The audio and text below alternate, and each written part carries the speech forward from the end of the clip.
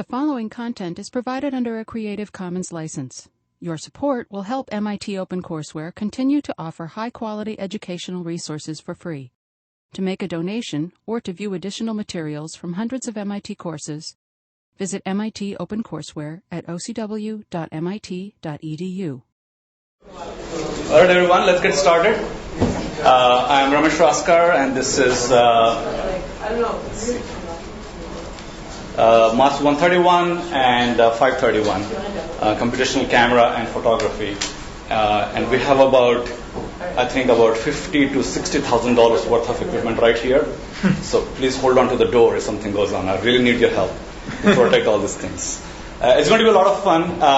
We're going to see, crazy kinds of cameras, crazy kind of photography, medical imaging, and applications in different domains. And I just wanted to show this really beautiful picture that some of you may have seen on blogs. This is a real photo taken by an iPhone camera of propeller blades on an aircraft. Anybody knows what's going on? Yeah. The sensor takes line-by-line images, and by the time it goes to the next line, next vertical line, the propellers have moved. So it traces the propellers in move direction and not the exact location. Excellent. So you get the separated images of propellers. Exactly. So when you think about an image, we think about it as some kind of a snapshot, some kind of a progressive photo. But there are two motions going on here. One is the motion of the blade, which is circular and with radial blades. And then there is a motion, effectively, of the sampler, which is moving from up to down.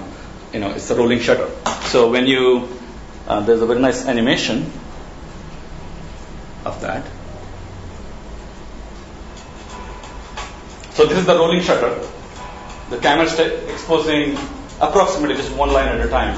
And as the blades rotate around, you can see that it's tracing these curves. So this example should show you that,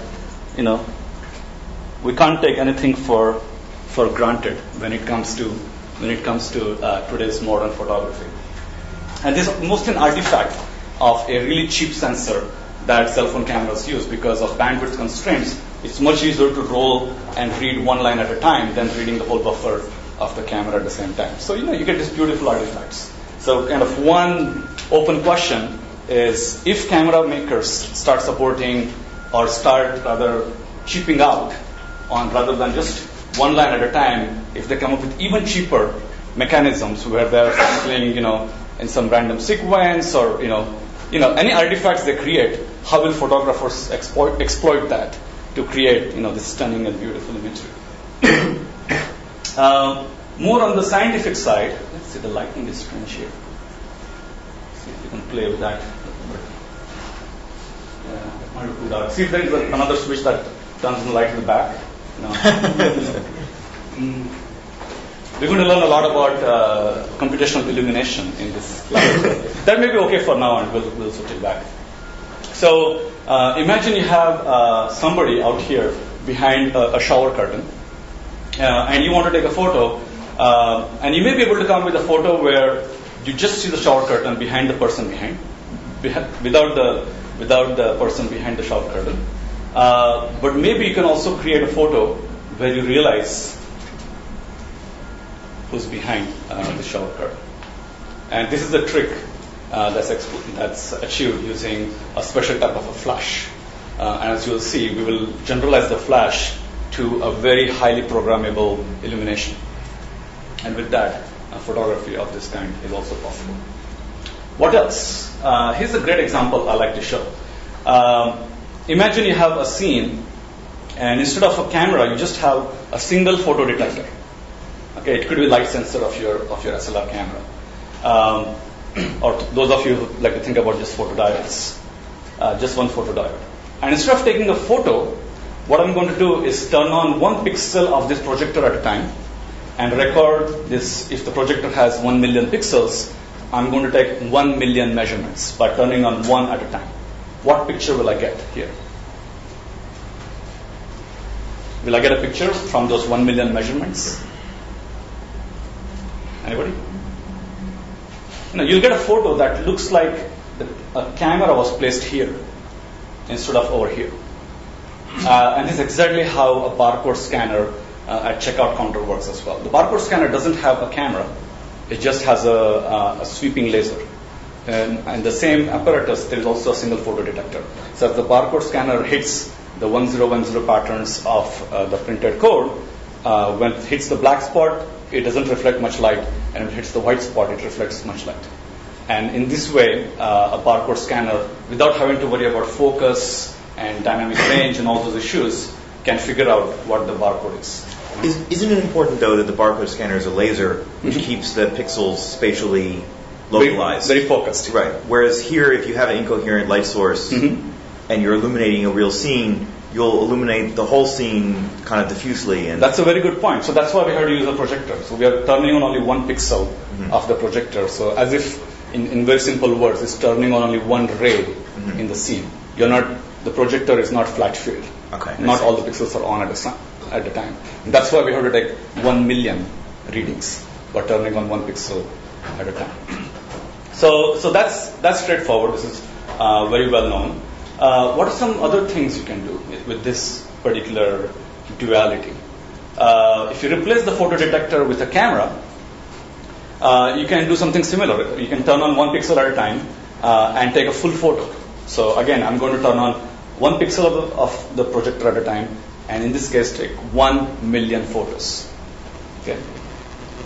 Now, once you do that, what I will be able to do is create a relationship between what happens when I turn on exactly one pixel of this projector.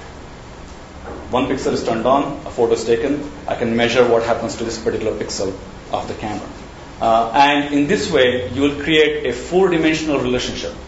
2D for the camera and 2D for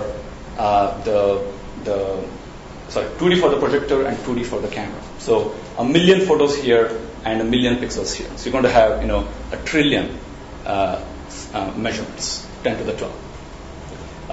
Now you can invert that and ask for a single pixel of the camera, which projector pixels are contributing. So the question to ask is, I'm going to turn on one pixel at a time. If I turn on just this ray, for example, it will only contribute to, say, this pixel. But if there was some interreflection, it will also contribute to some other pixel, and so on. So you're going to have this global transport of light. And from that, you can ask this question, which projector, for a given camera pixel, what are the other projector pixels that are contributing to it? And so you can do this inversion, which is relatively straightforward to do. And then you can do experiments like this. How can you read your opponent's cards, from across the table? You can turn on a projector one pixel at a time, look at the interreflection, and see the camera. Turn on the next pixel, and so on. And after you allow your opponent to take 1 million photos of him, you'll be able to read the card, although it was not directly visible from your point of view. Right? So you can kind of look around an occluder and what's behind a corner. What's the flaw in this argument that you can look around the corner? Yes. Exactly. There's some device that you have to place that's actually looking at that card. So this is a beautiful project from Stanford, and one of their funding agencies, of course, the Army, and they would like to know what's around the corner. But of course, you have to go and place a projector in the enemy land to be able to figure out who's out there. So this is the message of this class. Pure digital cameras are extremely boring. And if you look at these two cameras, one of them is digital, one of them is film. Can you really figure out which one is which? Left is digital, right is digital. Okay, and rest are confused, right? So hardly any difference between them. Zoom, focus, aperture, exposure, all the same old boring stuff. There's not much extra going on. And if somebody claims that digital camera have spawned a new art form, probably not. You could just take film cameras, scan them in, and play with them. They're just faster, better, and cheaper.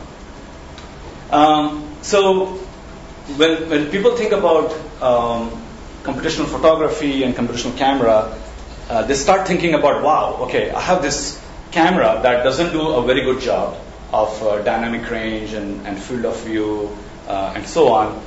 So what I'm going to do is somehow improve the performance of this camera. One common is by boosting the dynamic range by taking multiple photo by exposure bracketing, or having a larger depth of field by taking multiple photo by taking focus bracketing, and so on. If you want to increase the field of view, you're going to do a panorama and then stitch it together. If you want to increase the frame rate, you're going to play with the exposure time, and so on. So this is what a lot of people think about as computational camera and photography. And I just want to emphasize that this is not what we're going to talk about in this class. These are concepts relatively easy to understand, and I have a lot of lecture notes and videos online. You can look it up in a couple of hours. You'll get a pretty good overview of all the things that can be done in this space. And if you go to Flickr, there are groups that are just exploring high dynamic range imaging and so on.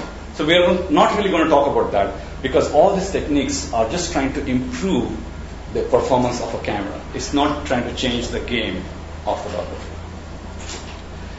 So generalizing it even further, what we're going to look at is cameras that are not just 2D sensors mimicking film, but they could be zero-dimensional sensors that are, as I said, in barcode scanner, and we'll look at time of flight, motion detection, 1D sensors that you see in flatbed scanners or fax machines, or line scan cameras that are used in photo finish at sports events, 2.5D sensors, 3D sensors of different kind, and very quickly into 4D and 6D devices that are exploiting deconvolution and tomography in medical imaging or scientific imaging, and also displays that are 4-dimensional and 6-dimensional. So earlier we saw that you can look around the corner by placing a device in the line of sight, which is the projector. Now, but that was done 3 years ago, or 4 years ago, 2005. Do we have some new machinery now that will allow us to look around the corner? So you're out here. Meetings are cancelled. It's a good day.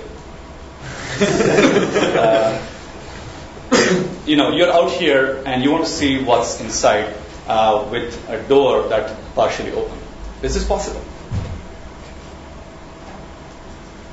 Or imagine your cameras that are right now in mobile devices. You have this thing that's shrinking every day, getting cheaper but also shrinking and actually degrading its signal to noise ratio performance. But imagine if your whole LCD becomes photosensing. So every pixel that's emitting on your LCD also becomes photosensing. And companies like Sharp and Planar are already doing that. So they have this LCD array where if you put a finger directly on top of the LCD, you can even look at the ridges on this finger. So there's some very beautiful opportunities.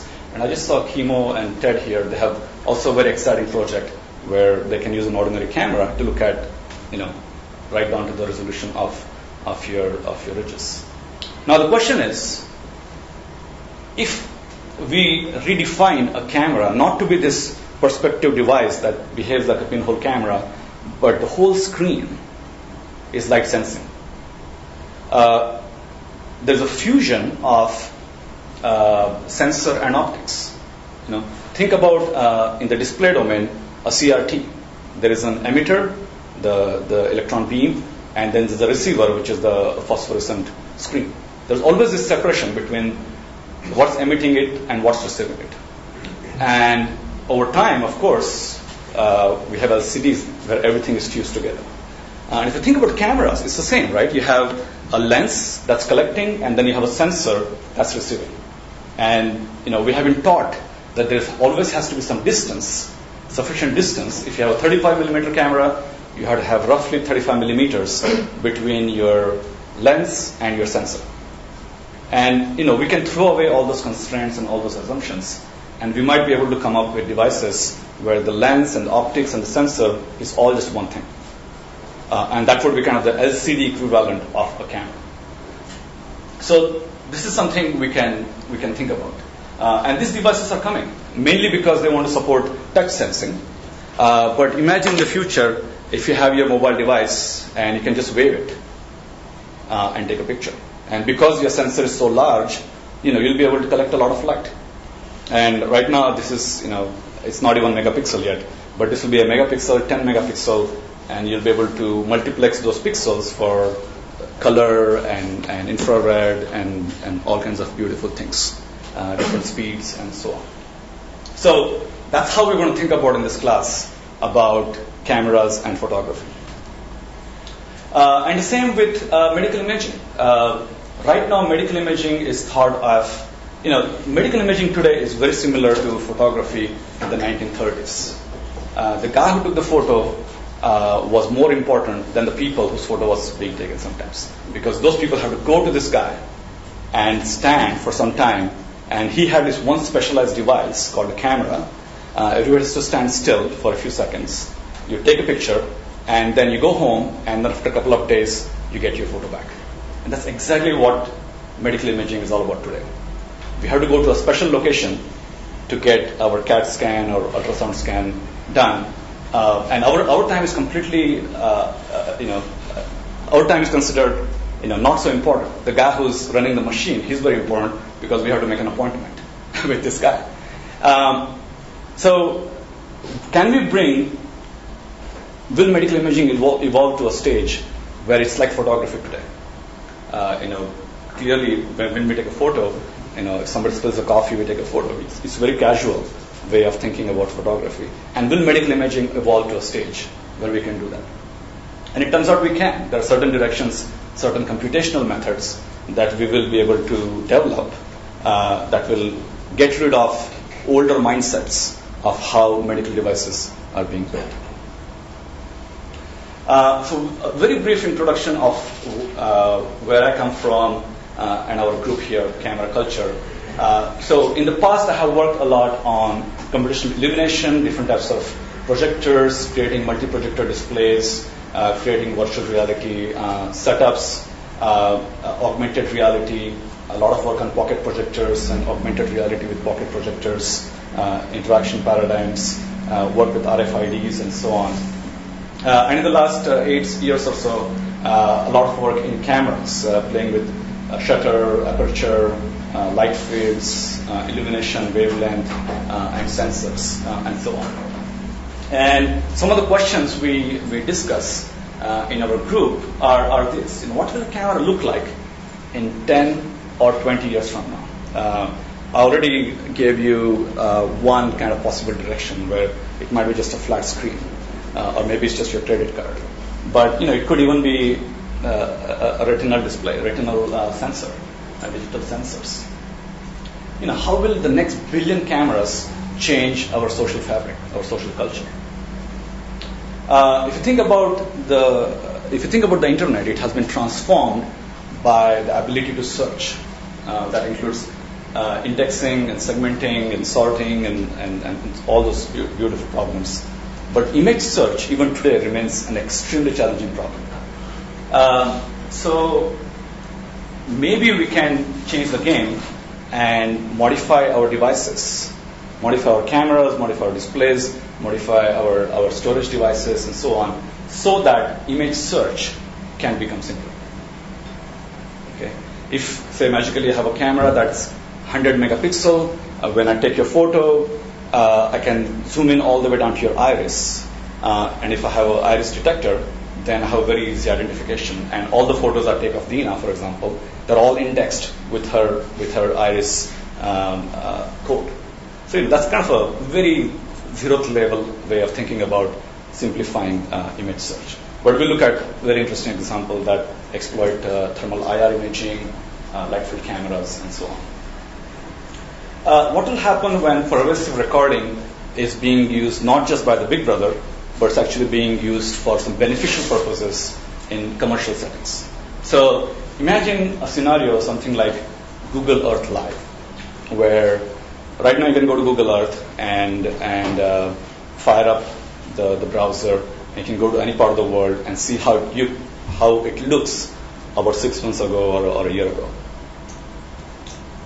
But imagine if you can just fire up your browser and go to this location live, as it's happening now. And of course, you can move your slider and go back and forth in time.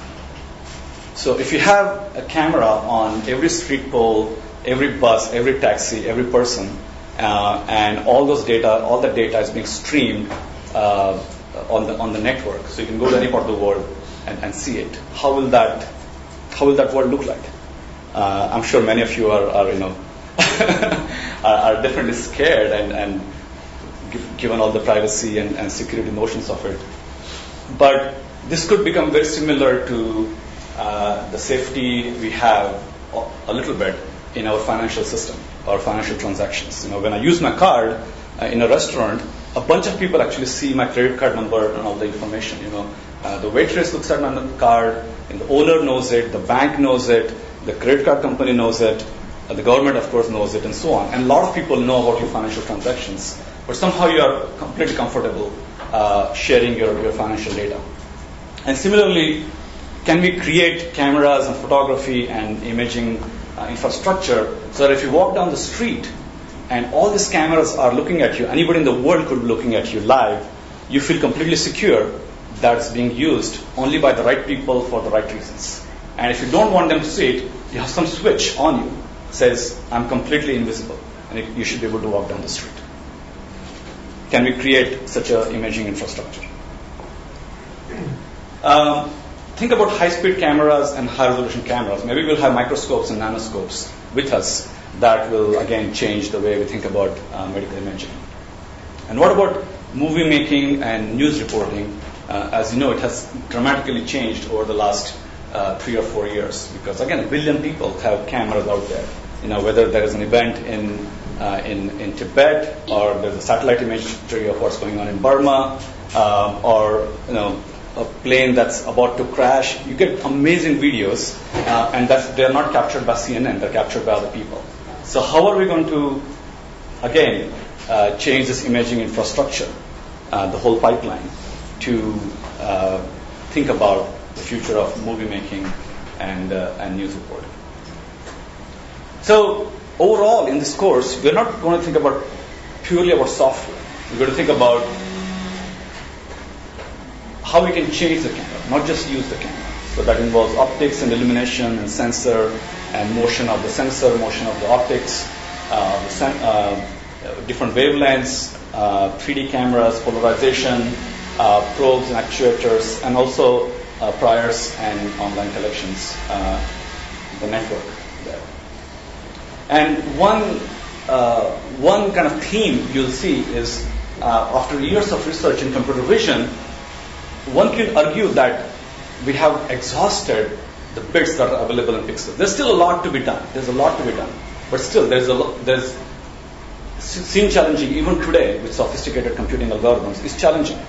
So maybe we can build feature-revealing cameras that will go hand in hand with existing or modern scene understanding algorithms so that we can process photons and create this meta structure for our imaging pipeline. So what we're going to do today is I'll briefly describe what this course is about, do some introductions, and the second half we will come around and do a fast-forward preview of the whole course. Okay? So in the next few slides, I'm just going to give you a quick kind of rundown of what this course is about, the layout.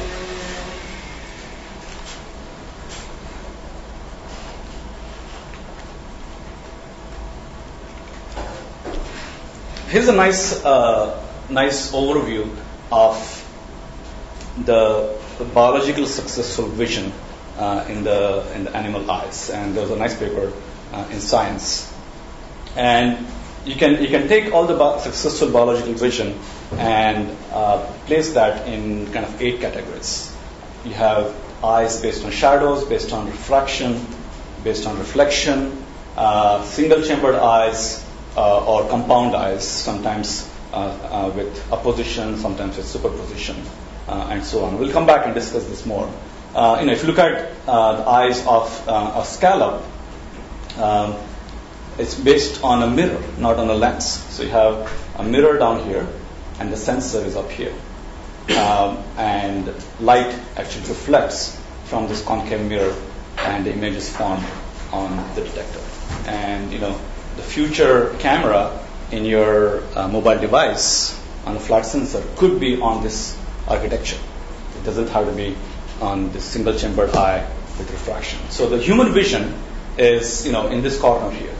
D. It's a single chamber design with lenses. And all the cameras, at least all the standard cameras that we know of, are in this particular part. But there's a lot to explore. And that doesn't even explore computation. This is pretty much raw imaging that these animals are using. So, film like traditional photography, light comes in through the lens, it falls on the detector of the film, and that's the end of the story. That's your photo. You just transfer it digitally or by chemical processing, and you just see it. Computational camera is a little bit different. We're going to have some crazy optics that's going to think about how rays and wavefronts are manipulated. We're going to have a sensor that's not just mimicking film. It's not going to be a flat sensor. It will have its own geometry and spectrum and so on. And what you see finally will not be just a raw image, but it will have some reconstruction and computation on top. So that's computational camera. That would be what's in computational camera, but there's also an element that's outside the camera, which is lighting. And instead of just a flashlight, you're going to have a flashlight with sophisticated modulators that are changing the intensity and phase and polarization of light in different directions, different kinds of additional optics, and so on. So once you have a programmable light and a computational camera, we have a framework to really exploit and understand the light transport in the scene. So something interesting is happening in the camera world. We are here, 2008, 2009. About 1 billion cameras are being sold every year, which is fine. Most people know that. But if you just go back about 6 years, 2001, 2002, 0 cameras were sold embedded in a mobile phone. So we have gone from a 0 to 1 billion in just 6 years. So it's just an amazing time to think about imaging. And this is very much like all the fun in networking and communication back in the 90s, when millions of people were coming on board and thousands of websites were going on board. And that was computing, and this is the time for visual computing. And because this game is changing so fast in terms of cost, in terms of performance, applications where imaging was considered not the perfect solution is changing. We're seeing cameras being used in some really casual and very strange ways. And here's an indication of where that's going. So where are these cameras? Remember, cameras are not just 2D sensors, but for photography, but they're used in various ways. So we are here, 2008, 2009. The pink here is because of mobile phones. About 1 billion sensors are being sold. Any guesses about what these other slivers are? The blue one, the green one, and so on. Where are all this? A couple of 100 million here. About 100 million here are being sold. Any guesses? Sorry? Optical mouse. Very good. Very good. Gaming. So if you think about I think sold like 30 million V-modes. 30 million V-modes were sold, and this chart was actually made before that, so that's not even here, but that's going to be big. Yes. And of course, there's traditional photography, right? So, but I'm glad you got the optical mouse, because that's one of the largest markets. It's basically a very low resolution, usually 20 by 20 or 32 by 32 pixel camera that's running at 1000 or 2000 hertz. It's a high-speed camera that's doing optical flow to figure out where your mouse is, even if you put it on a very clear surface. And then mobile phones and digital cameras. And all this worry about Big Brother. If you think about security, it's very, very tiny sliver out here. And if you think about the first three categories here, optical mouse, mobile phones, and digital and video cameras, these are all personal devices. And this is going to scale with the number of people in the world. So, this will easily become 6 billion or 6.5 billion, whatever we have. But these other slivers may or may not grow. Gaming, for example, could still grow very rapidly because almost every person individually might own a game console. So very interesting here. If you look around the internet, cameras are being, sometimes it's just silly. You may know about this do-it-yourself green screen effects company, U-Star, and they want to be the guitar hero in the visual domain. So instead of playing music, that's synchronized with some pre-recorded data. Here they have pre-recorded video segments, and then you can star in this movie. It's pretty big.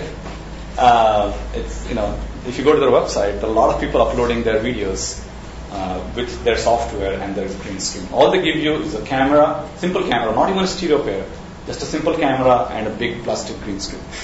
And they have some software for green screen matting and so on. You may be familiar with this Mirio. Which company is that? I forgot. Starts with M. It's a stereo webcam. Mirono? It's a Japanese company. I forget. Some other interesting ones. Look at this one here. Panasonic Beauty Appliance. What does it do? Any guesses?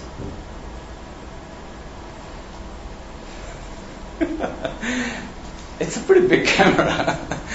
It's a personal beauty appliance where it provides humidification in a very local spot.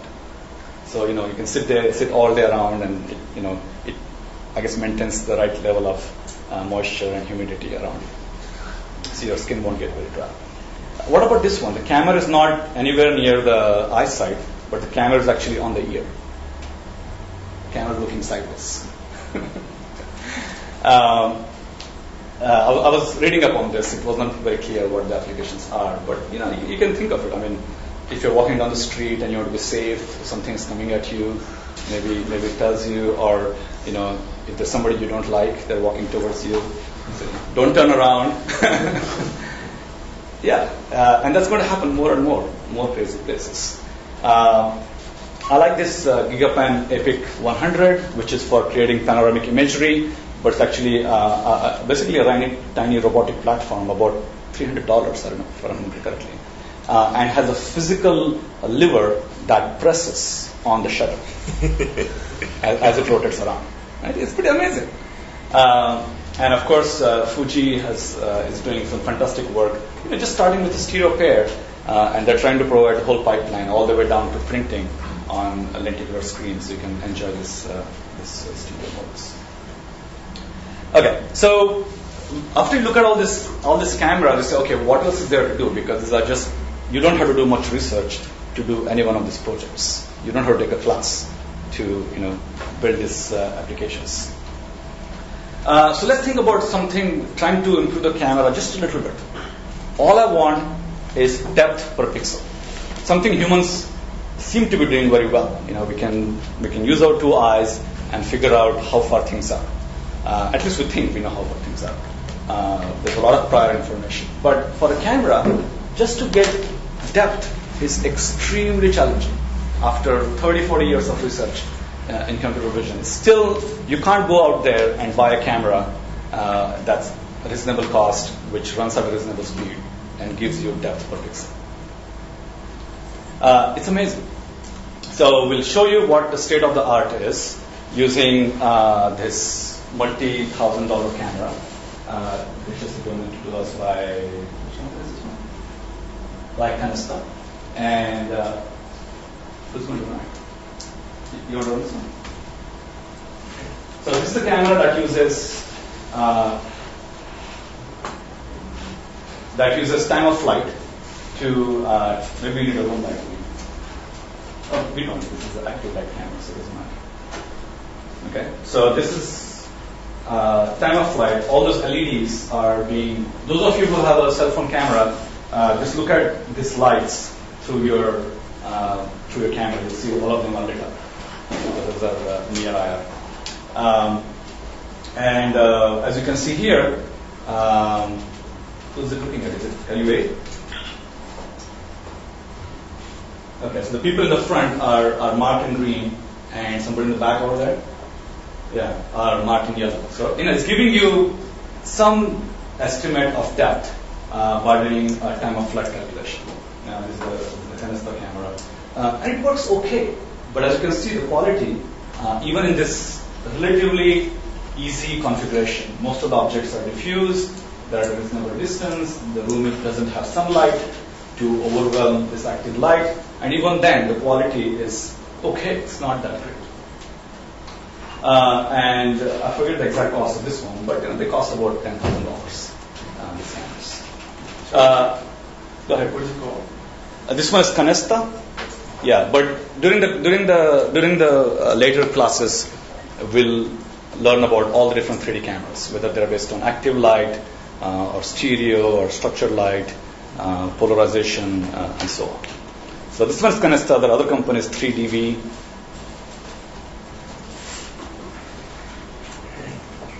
Which was recently bought by Microsoft.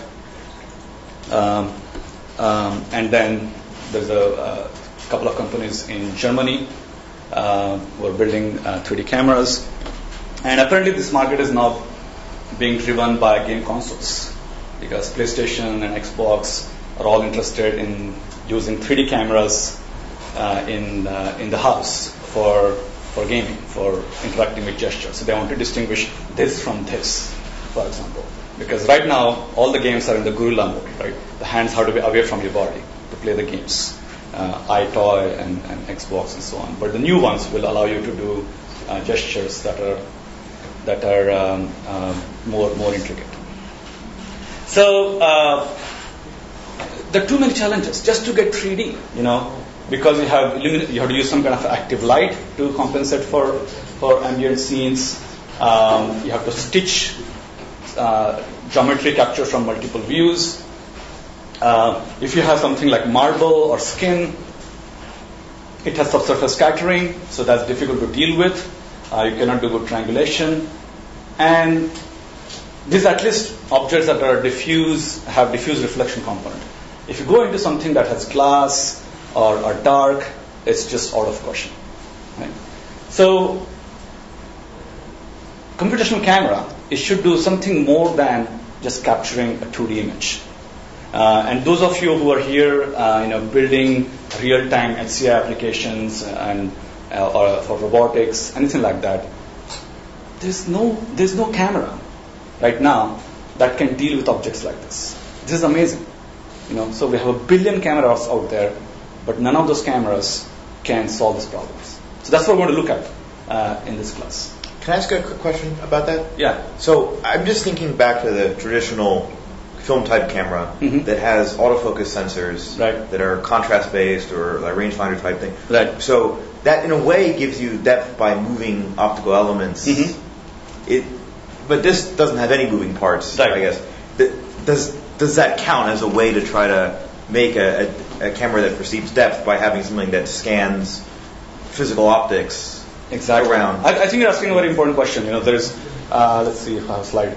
So, if you think about different way of scanning in 3D, and this is, by the way, it's one of our visiting students, Doug Landman and Gabriel Tobin. They have a beautiful course at SIGGRAPH on all different ways of doing 3D scanning. And, there are contact-based and then non-contact based. And right now we're talking about mostly active by using time of flight and so on. But there are of course passive as well, stereo and motion and so on, based on focus and defocus. That may be a good segue to actually look at this camera here. And is Emily, or you want to run it? Yeah, I see that. Yeah. So this camera is completely passive. Okay, it's a light field camera which has. You want to talk over it? Or? Yeah, basically it's 25 separate images. Each one of these is a separate camera. But it's on a single chassis. Yeah, and there's just 25 different images. So, but each one's from a slightly different perspective. So you can do things like add all the images together but slightly shift them. So I can focus down at infinity towards the end of the table. Or I can change the focus but just simply by shifting or moving the images to focus right there. So remember, he's doing all this operation in software. Yeah. You can take those 25 images, and then software you can refocus it anywhere you want. And then again, based on maximum contrast or one of those operators, you could potentially figure out what's in front or what's behind. But of course, if you put some transparent object, it's going to be quite challenging to figure out where this is. Or if I just put something that's really flat, then it wouldn't know whether it's in focus or not in focus in the middle of the paper. It might be able to do an okay job on the boundaries of the paper, but in the middle of the paper, it always looks like it's low frequency. Right? So this kind of cameras are coming. You can buy this camera for about $20,000 from ViewPlus. So far we are up to what, 30? Okay. Up to 30K, right? We did 10 and we did 20. The next one will be, we'll get to 60s very quickly, 60K. And if you again think about your cell phone camera, the current mindset in camera makers is that they want to shrink it to something that's smaller and smaller and smaller. But if you want to create enough baseline, create some kind of focus-based depth extraction, for example, as you're looking at here, we must have some baseline between them. And that's what this camera does. It's still pretty compact. I forget, I think 6 centimeters total, something like that. And it could be on your phone. It does have that much space.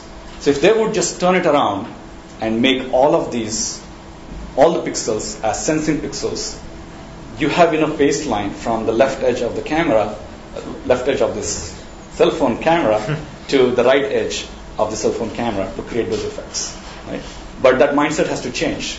Right now, as we will see in the class later on the section on sensors, there is tremendous innovation in how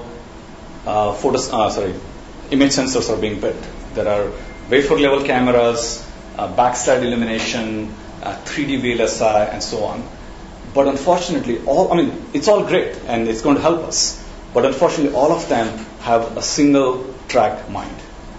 They just want to make a higher signal to noise ratio, that means to collect as many photons as you can, and they want to shrink the sensor as small as you can so that they can sell it for a cheap cost.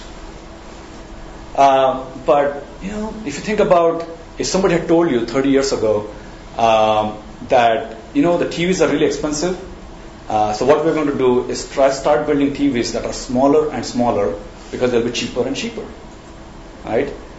But that's not how it works. People want larger and larger TVs, and they're willing to pay for 40-inch and 50-inch TVs. And there will come a time when people say, it's okay if I have to pay a little bit more, but make my sensor and make my sensor array larger and larger so that it's almost the size of the whole device. Right? Even for a camera, like an SLR camera, not the whole camera is sensing. Only a small part of it is sensing. But once we get around this notion that silicon is really expensive and we have to shrink it and we have to create this wafer, we can slice and dice it into millions of tiny sensors for cameras, hopefully things will change around and we won't be watching those tiny TVs as they had predicted some time ago. So that's kind of where some of these things are. So let me go back. So getting 3D, very challenging. And that I would say is kind of version 0.1 of a computational camera. It has to sense the three-dimensional world to do anything interesting. And it is being used in other scenarios. DARPA Grand Challenge. This has an animation for no reason. Where you can build vehicles that can navigate through any kind of terrain, including urban neighborhoods. So the first version of the DARPA Grand Challenge actually had a lot of cameras. But the sad aspect from a camera point of view is that the second version that was Stanford was the winner in that one.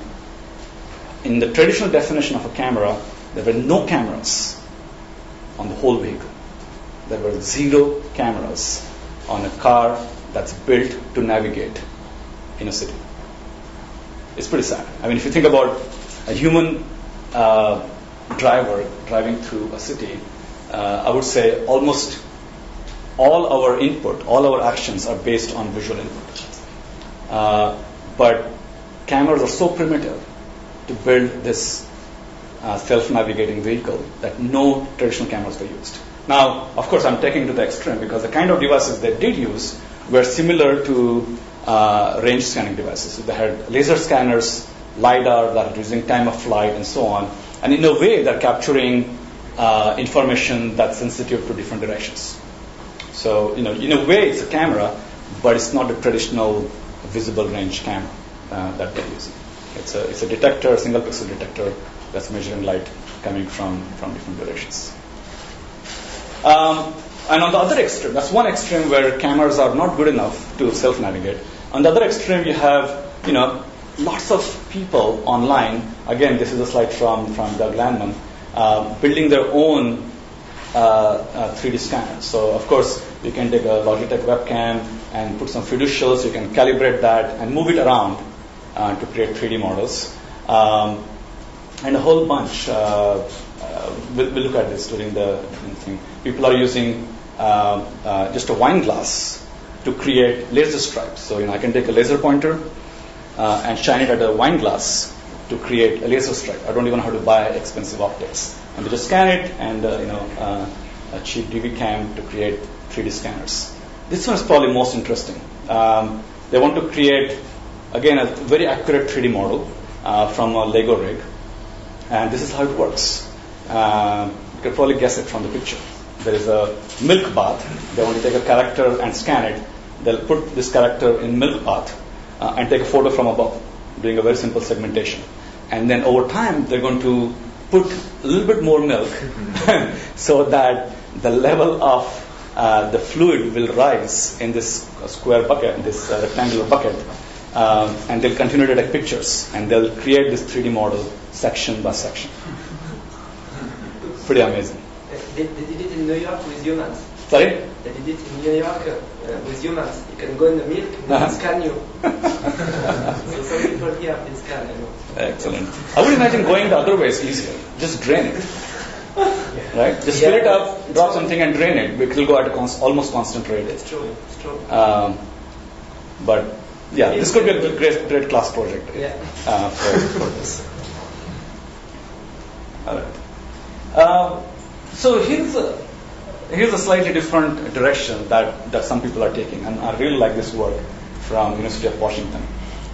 Some of your let me state the question first and see if any one of you has an answer to that. Let's say you go to Rome and you're in front of the Trevi Fountain. You take a photo, and you don't know anything about Trevi Fountain and all the hype about it. You want to take a photo and figure out which part of this photo is interesting according to everybody else. So why am I here? Should I be looking at if I go to the old town square in Prague? I'm not going to look at a fountain here. I'm going to look at the upper part of the castle. But somehow when I'm at Trevi Fountain, I'm not looking at the buildings. I'm looking at the fountain. So how would I determine, without looking in my guidebook, which part is most interesting? Any clues? Any answers?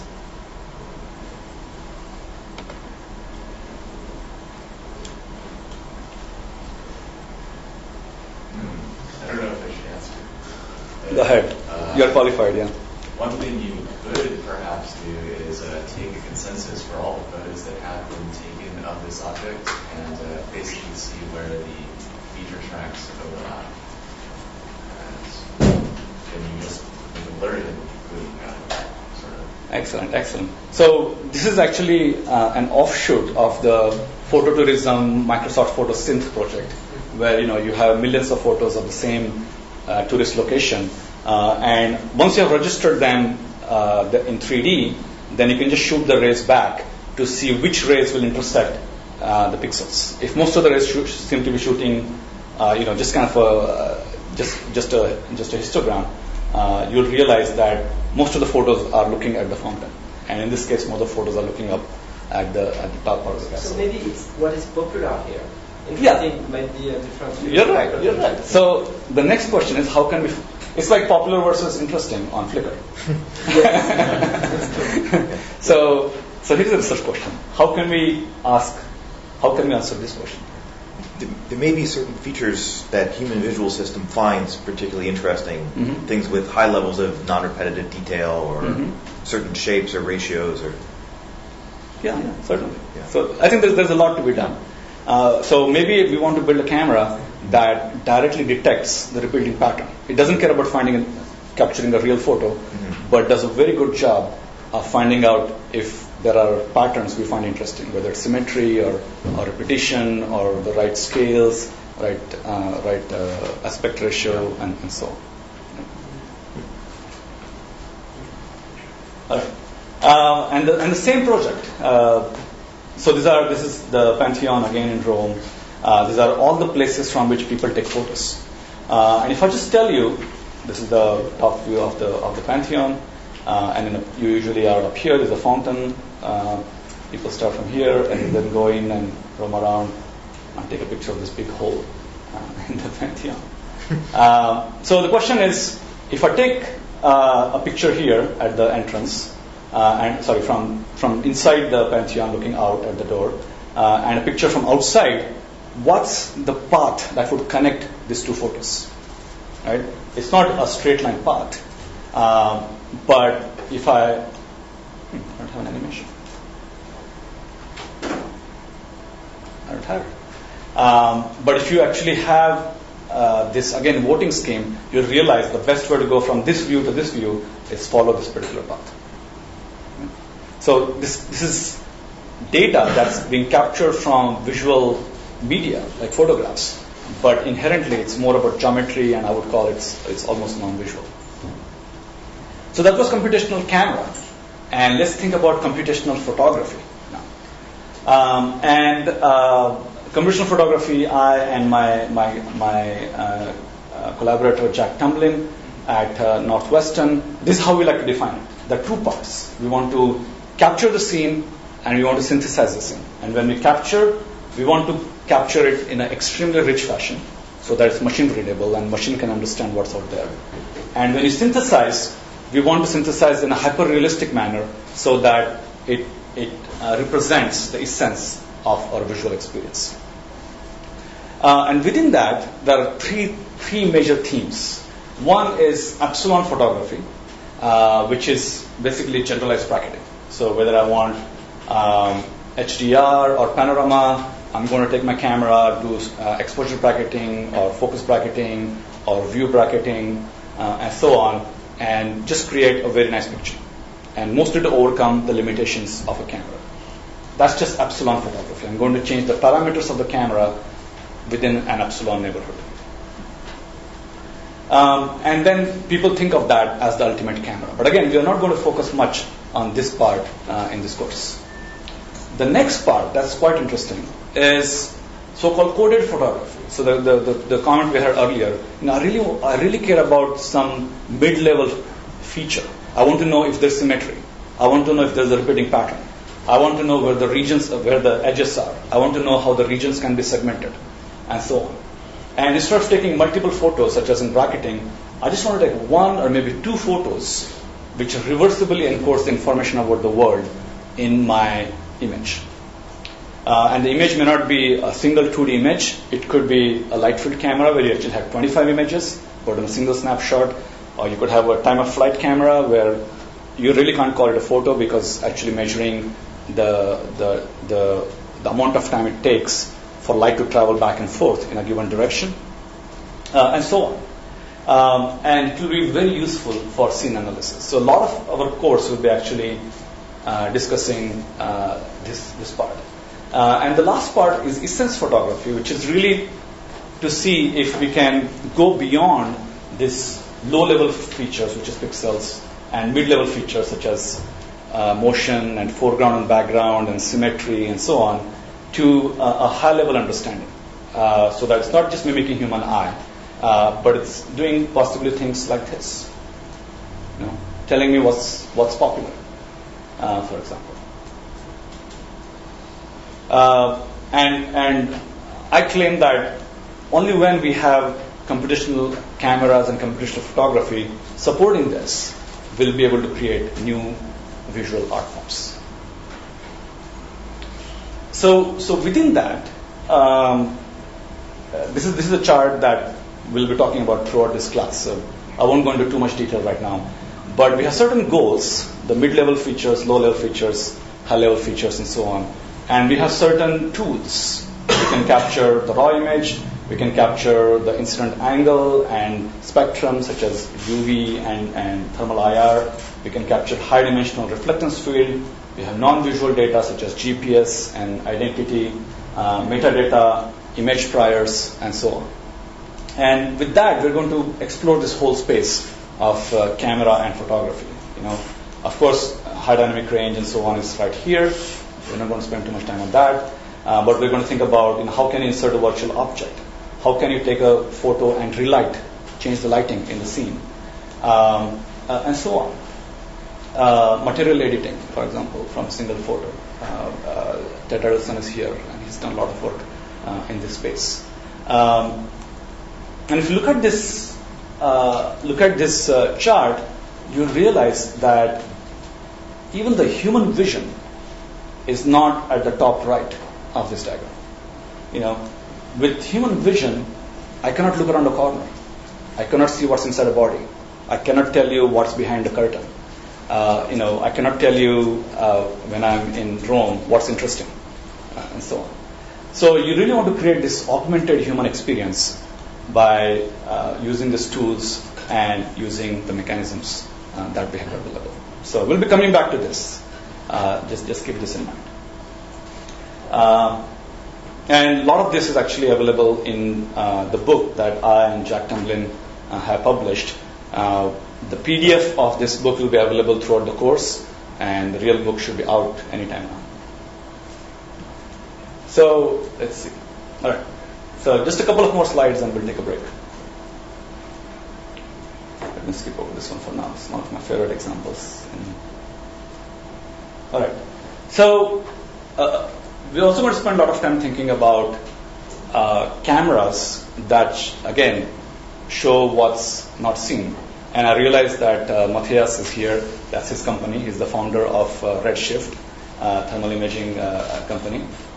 And you want to say a couple of words? How this works?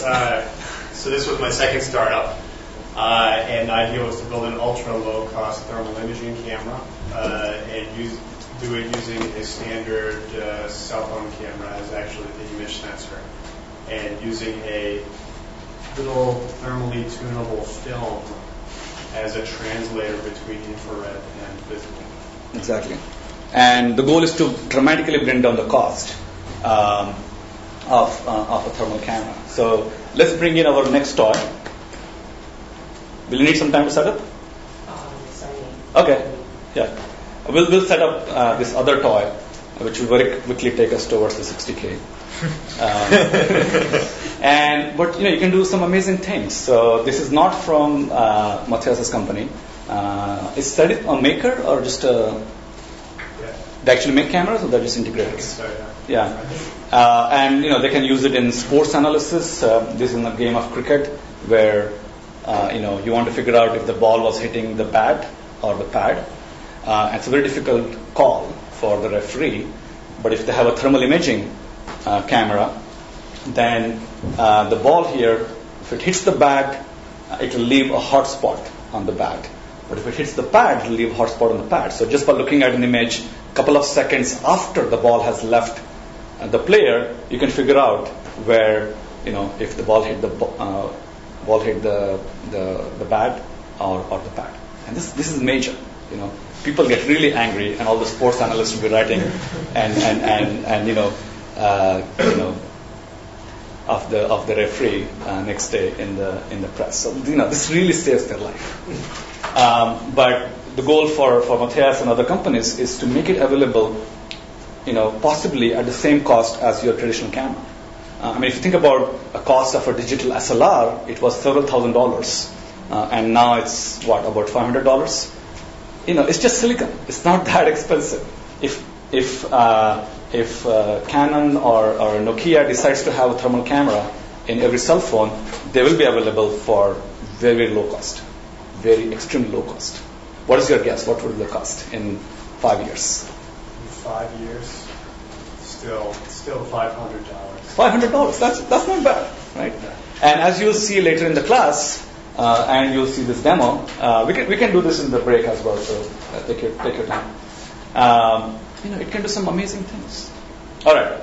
So that was computational camera and computational photography. And in this class, we're going to look at both aspects.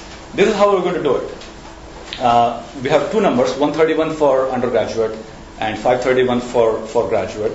The main difference is we have 4 assignments for the graduate version and 3 assignments for the undergraduate version.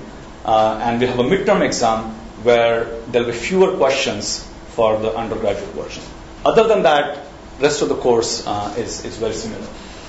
So in the assignments, we'll be playing with, hands-on with optics and illumination and sensors and other elements. And we'll have, all these toys available for you. We'll have projectors, different light sources, lasers, and things like that to play with. And we'll also have a Best Project Award at the end. Last year, there was exactly one undergraduate student, and he won the Best Project Award. Pretty impressive. He did an amazing job, because last year we did not have an undergraduate version. It was only a graduate version. Midterm exam will be early November. A big component of the class and your work would be a final project, which should be novel as well as cool. Unlike a lot of other fields, it is possible to come up with an idea that nobody else has even thought about in this field. So you could come up with ideas that are not just incremental, but that could be game-changing. And I'll tell you later that three projects, final projects from last year, led to SIGGRAPH or ICCB papers, and 2 of the projects are becoming multi-$100,000 projects very soon. So it is possible to come up in this class with ideas that are game-changing. If you are taking the class for credit, you'll also take class notes for one of the lectures. We'll have plenty of guest talks, inline and online discussion. As this class, most of the material is on slides, but starting next week, about half the material will be on slides, and other half will be just on whiteboards and demos and so on. So if you're looking at the slides, you'll get an idea of the type of material we are covering. But in what I realized last year was most of the discussion was actually not captured in the slides. And if you're a listener, and I know a lot of you are going to be listeners in this class, which is perfectly fine. But what I would like you to do is participate in discussion. Bring in a new viewpoint. I want to learn from you. I'm glad Matthias is here, for example, and he's the world's expert on thermal imaging. So I want all of you to who are taking it who are just listening in to contribute to the discussion and give a new viewpoint. I will not be offended at all if you jump in and give a new perspective or a new reference about what we are discussing.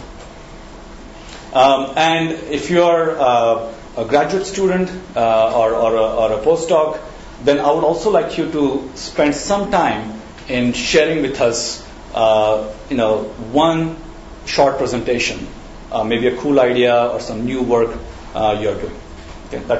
That's what I would expect if you're not taking this class for credit. In terms of the credit breakdown, we have about 4 or 3 assignments, depending on which version you're taking. 40%, final project 30%, midterm 20%, and class participation that includes discussions off and online, as well as taking the notes. Prerequisites. Now, let's see if I have I'll come back to that. I have another slide. The emphasis for this class is really on fundamental techniques in imaging. Yeah, it's coming up. It's going to be fun. And in class as well as in homeworks, the emphasis is on techniques. And they include all these keywords: signal processing, applied optics, graphics, vision, online photo collection, statistical techniques, electronics, visual arts, and so on. And so it's, in that sense, it's not a discussion class. We're going to learn about techniques. All right. There is a different entertainment here. Yeah, it's very addictive to play with cameras. Okay. So if you can just focus here for a couple of minutes. And there are 3 areas we're going to focus on. And please keep this in mind and note this. We're going to focus on photography. We're going to focus on active techniques, real-time techniques, and we're going to focus on scientific imaging. So within photography, we're going to think in higher dimension. We're not going to think about just HDR or focus stack and so on. We're going to think about high dimensional imaging, light fields, thermal imaging, range cameras, and so on. In active computer vision, we're going to think about HCI applications, robotics, tracking and segmentation, and how we can change the game by using feature revealing cameras. And a lot of concepts from scientific imaging, such as compressive sensing, wavefront coding, deconvolution, tomography, point spread function, and so on. And at first glance, these 3 areas might look very distinct and have very different techniques. But fortunately, they all use very similar principles. And what we'll realize over the course is that this fusion of these dissimilar ideas, I mean, tomography and wavefront coding seem very far away from traditional photography or HCI. But you'll realize that many of the problems you may be encountering and many of the visual arts that you might be interested in could be impacted from some of these new techniques. So in terms of the prerequisites, last time I taught this course, there was a request to be supportive of students with different backgrounds. So this is what we're going to track. We're going to track 2 tracks, a software-only track and a software-hardware track. And software-intensive track is for those of you who are, just because of your interests or want to do things in a particular way. And you may be able to use some GUI-based software. And the software-hardware track, you will be using a lot of programming. OpenCV, MATLAB, C++, Flash, whatever you like, Java. It doesn't really matter to me, but you'll be doing a lot of programming. And those of you who might be thinking about the software-only track, and you might be trying to use GUI, actually it will be a lot of work also. And those of you who use Photoshop know very well that even to do simple edits to a photo, you take hour or 2 hours, sometimes 6 hours. And you'll realize that sometimes writing a small program, you can do that task much faster. But it's your call. What is helpful but not absolutely necessary is some knowledge in linear algebra, signal processing, image processing. But what's critical is that you should be able to think in 3D. And this is a skill that's absolutely necessary if you're if you're going to think about in higher dimensions. 3D is just the beginning, but we're thinking about 4D, 6D, 8D, and so on. Now, we'll try to keep the math to basic essentials. I like to use a lot of diagrams and visual analogies in the visual analogies to explain the concepts. But when you're doing your own assignments, you will have to go back to the equations. I might just flash the equation, but I'll try to explain that again by drawing on the board. But it's possible for you to go through the whole class without actually writing down a lot of equations. At the same time, many of these concepts are complex and they will arrive at a very fast pace. We'll be discussing a lot of concepts. Now, if you're the kind of person who can just sit back and watch a presentation and grasp a concept, maybe you ask questions, it's interactive, this is an ideal class. On the other hand, if you're the kind of person who likes to really look at the math and see what the relationship between the variables is and so on, that's fine as well. So you need to have one of those two skills to be able to do well in this class. Now, assignment versus class is also going to be a little bit different. As I said, during the class, you'll be listening to a lot of advanced and complex concepts. But the assignments are structured in such a way that they have increasing level of sophistication. So you can do pretty well without much background for up to the first 60 or 70% of the assignment. But to do the last 10 or 20%, you will need a good background in some of these areas. So that's another way of thinking about how you might be able to take this class even if you don't have very strong mathematical, linear algebra, or signal processing background. So you can do pretty well up to the 60 or 70% of it. And again, in the spirit of supporting students with varying background, what I will do is I will normalize your performance in those homeworks based on what background you have.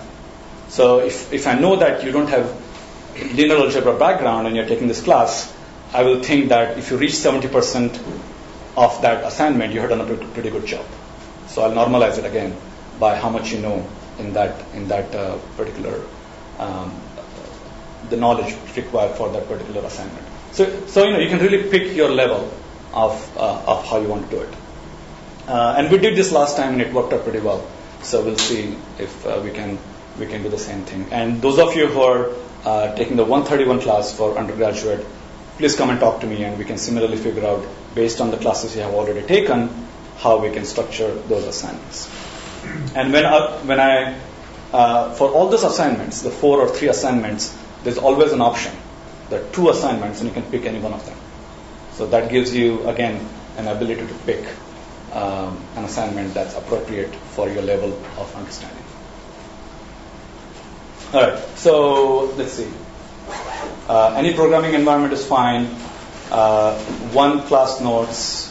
Send me an email, raskar@media.mit.edu, to put you on the mailing list. And we also have a sign-up sheet that I'll pass around in the break. And remember, our class runs into the happy hour on Friday. So after the class, we'll all go over to the Muddy Chow's and continue our discussion over beer. If you are over 18. No, 21. Is it 21? No. So that's at 4:30. This is an outline rough outline of how we're going to proceed. We finish on December 4th. It's funny because the classes end on December 10th, and our last class would have been December 11th. So I think having a Friday class with no final exam means you finish really, really early. So the semester ends on December 4th, which will be final projects. Unfortunately, the week before that is Thanksgiving. So many of you will be thanking me for the delay and the procrastination that led you to work through the Thanksgiving break. Just a list here. All right. Some of the things we will not cover or cover not in detail are the art and aesthetics of photography. There's a 4.3. Software image manipulation. There's a great course by Fredo Duran on digital computational photography, which is completely focused on software. So these 2 classes, Fredo's class and my class, is actually a very good complement of each other, because in this class, the emphasis is more on hardware and optics and sensors and of course software, but emphasis is on the hands-on elements. And I believe Fredo is not going to teach the class in spring, but Bill Freeman, who is also a great instructor, is going to teach the class in spring. That's what I hear. I haven't confirmed it. And there are excellent classes in computer vision. I think, Ted, you're teaching a class on scene perception. Shape perception. That's on Mondays, just Mondays. Well, we don't know when. All right. First class is Monday. Okay, but I already sent an email about Ted's class on the mailing list. So once I hear from you, I'll send it out again. There are a couple of great optics classes. This class is not about optics. You'll be learning a lot of concept, but the emphasis is not on optics. The emphasis is on imaging and photography here. We will not learn about Photoshop. Actually, I don't even know Photoshop that very well. So, if you're going to do your assignments in Photoshop, please come and tell me. I'll look forward to it. And we won't talk about anything that's included in the instruction manual of the camera. So you will not learn about, how to set the exposure and how to change the aperture and so on. I'm happy to do a separate crash course one of the evenings, and we can all sit together and do a course. And there are many people here. Ankit is super expert with all kinds of cameras, and he'll be happy to do that as well. So we have a lot of resources available if you have those questions, but this class is not really about that. So as I said, a few classes. I teach a class that's more discussion-oriented in spring, the computational photography class, the optics class, and Professor Horn. I don't know if he's teaching it in spring. Do you know? Yeah, I don't know. All right.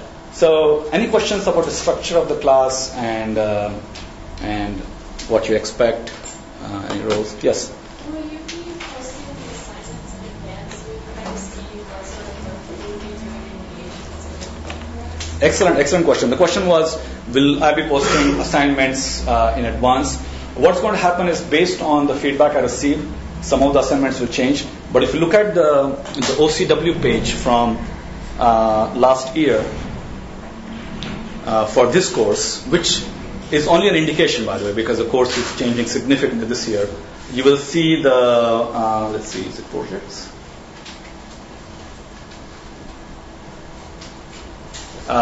You'll see the type of assignments that were given out. And it has all the details as well. So, 4 assignments, relighting, and so on. So you can already get a sense of the type of assignments that were given. And so, again, there are options. There's 4A and 4B, for example. So you can choose which one you like to do. Again, the open courseware page is for last year's course, and we are recording it for this year, but it will not appear till next fall. So there's a long delay before the material appears. And next year we'll be doing something entirely different again. Other questions?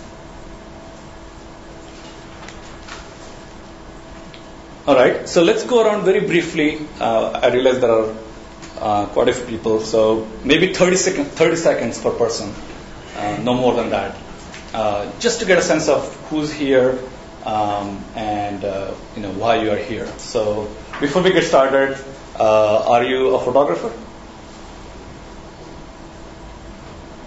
All right, almost everybody. How many of you are a videographer? You create videos. Okay, that's always, it's funny, right? Why is there a distinction between photographers and videographers?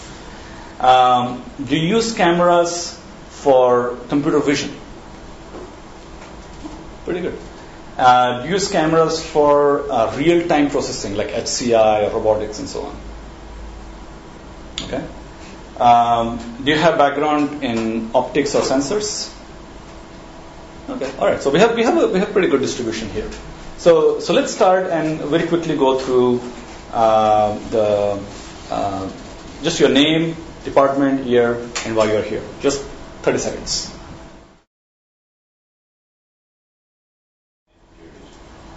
I'll take this opportunity to say that Professor Oliveira is the top scientist in graphics and vision from Brazil, and he'll be in our group. And we are assigning him and Professor Mukaigawa, who is a famous researcher from Osaka University, and both of them, as well as Ankit Mohan, who is a scientist, those 3 and some additional people will be the mentors for this class. So if you have any questions, you can come to me, or if you want to brainstorm about projects or ideas or have questions, they'll be available as well during the week.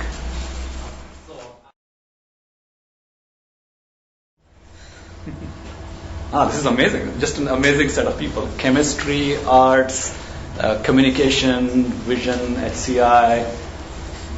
It's going to be fun. Night vision goggles. Night vision goggles. See, that would have taken us over 100K. All right, so let me just quickly make a couple of announcements and we'll break. So there's a great opportunity for those of you who are taking this class for credit.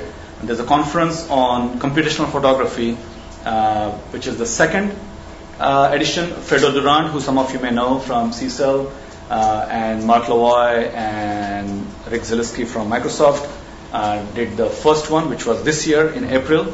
And myself and Kiros Koutalakos from Toronto and Rafael Pestrin from Colorado, who's one of the world's experts in wavefront coding. Three of us are doing the second edition of this conference, and it will be held here in the new building in last week of March. And the papers are due in November. So if you're doing well in this class and one of your project ideas is interesting, you could even attempt to submit a paper for this particular conference, or at least as a demo or a poster or something like that. So, and it's right here on campus. And most likely we'll have additional opportunities who are not in the peer review track to show off your work as well. So this is really catching on. A lot of big companies like Nokia and Samsung and Canon and HP all have started big research groups in computational photography and computational cameras. So there's a lot of interest. Another thing we're going to do in this class is, as I said, it is possible to come up with completely new ideas in this field. It's such a new field because it's at the intersection of lots of interesting domains. So we're going to learn how to come up with new ideas, and we're going to learn how to write a good paper. We're not going to do exactly it in the class, but throughout the semester, during discussions with me and your mentors, we will help you actually write a good quality paper.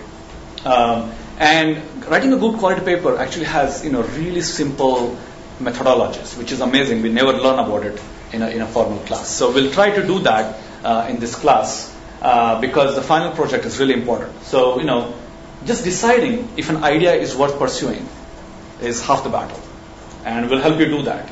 You can actually just use Hallmeyer's rules, which the military uses to decide whether they should pursue a project. And very simple questions. If you answer those questions, you very quickly make a decision whether you should pursue that project. And as I said, last year was extremely beautiful. There were papers that became SIGGRAPH submissions, ICC submissions. Matt Hirsch, who took this class last year, went to SIGGRAPH and also went to student research competition this year based on the class project he did. And there are two major research teams that are coming out, one in mechanical engineering, some students that are starting this multi-$100,000 project based on the class project here, and so on. So we really want you to focus on novel ideas that are cool and publishable. Of course, those of you who have a design background or art background, we also will try to think about how they can be given the right exposure. And when it comes to technical publication, there's some simple rules that you can follow to write a reasonable quality paper. So we'll help you do that. So let me stop there with this image to make you go a little bit dizzy, and then we'll reconvene in about 10 minutes. And in the second half, we will have a fast-forward preview of the whole class. So we'll spend about 2 to 3 minutes on each of the projects. We have about 12 classes. We'll spend about 5 minutes on each class, and you'll see all the tips. So in the break, we'll also have the thermal IR camera running. You can try that. And Dan Sakis suggested for all of us to build this, what do you call it? Pinhole camera from just a piece of paper. So you can just take a piece of paper, cut it up, and build a pinhole camera. So if you want to do some projects in that space. Hi, Raskar? Yes.